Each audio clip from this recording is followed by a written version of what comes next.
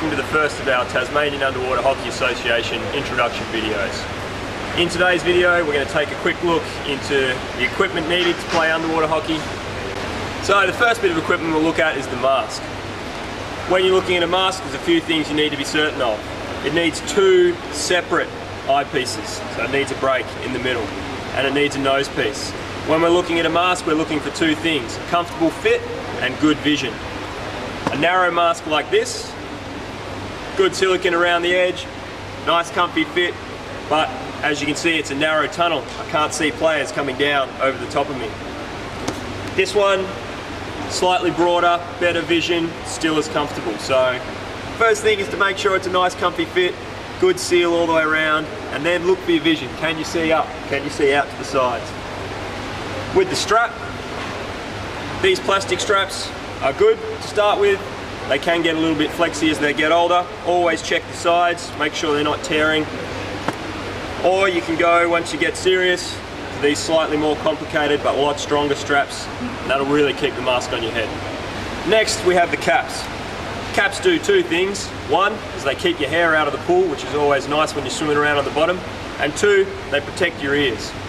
You can get kicked underwater, and going down to the bottom can put pressure on your ears. Having this earpiece here stops things, one, from going in your ear, but stops the pressure building up on it.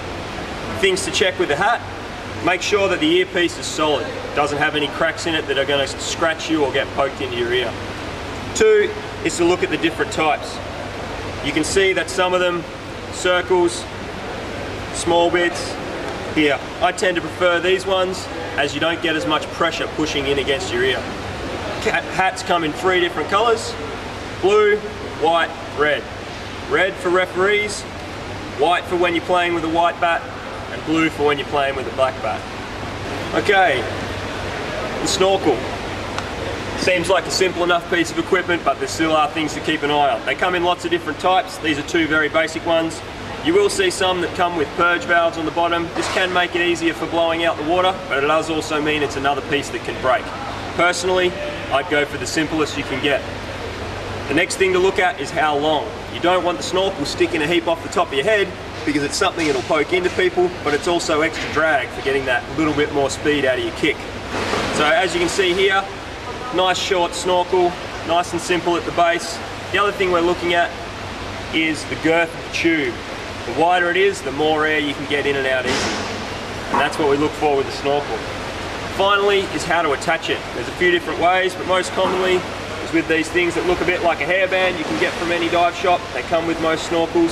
You can either attach that to the earpiece on your hat or to the strap on your mask.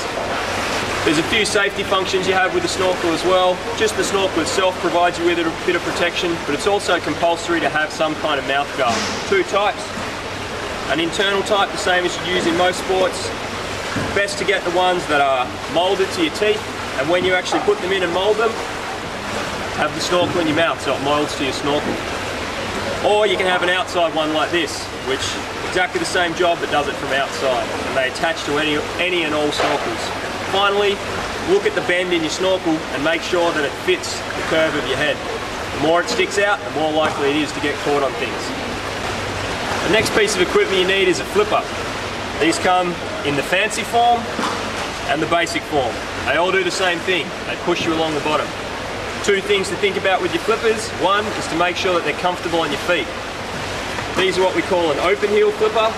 They tend to give you more power, but they can be quite tight and can cause a lot of pain to your toes.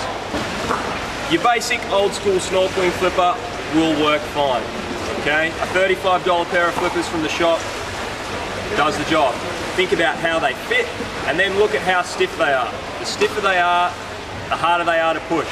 Okay, you can see flippers like this. You hold them, they sit straight.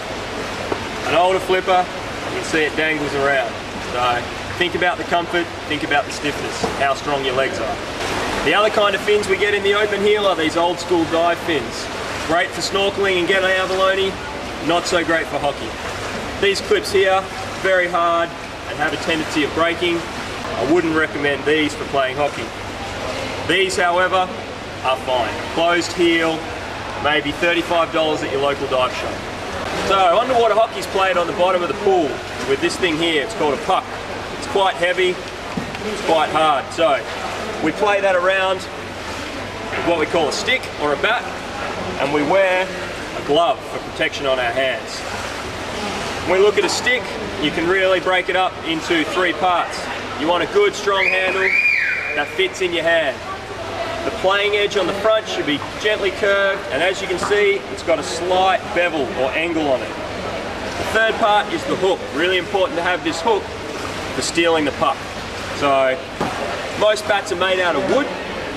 You can get some plastic bats such as these, but as you can see with this one, bit straight, not much curve, lots of bevel, kind of weird handle, no hook.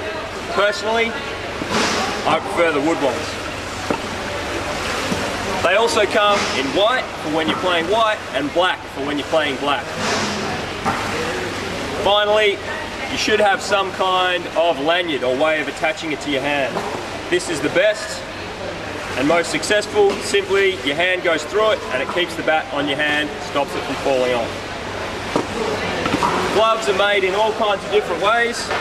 This is your traditional, what I like to call the old school latex glove. This is a newer silicone style glove. They come in all different colours and sizes. It's important that they're not orange or yellow. Apart from that, all you're looking for is a good comfortable fit. You can leave the palm in, you can cut the palm out so you can feel your bat. What you're looking for in a glove is good protection on the fingers, on the top of the hand, and especially on the thumb. Now you might be looking at all this fancy gear and thinking, oh my God, that's a lot of money. It's not. You can pick up your most basic and functional mask and snorkel, and that will do the job. You can pick up a basic pair of flippers and that will do the job. For a glove, a wetsuit diving glove, a gardening glove, anything that provides some protection to the fingers to start off with will work just fine. All this gear does come in right-handed and left-handed. As you can see, the left-handed bat bevels the other way. Same hook, just a different bevel, different handle.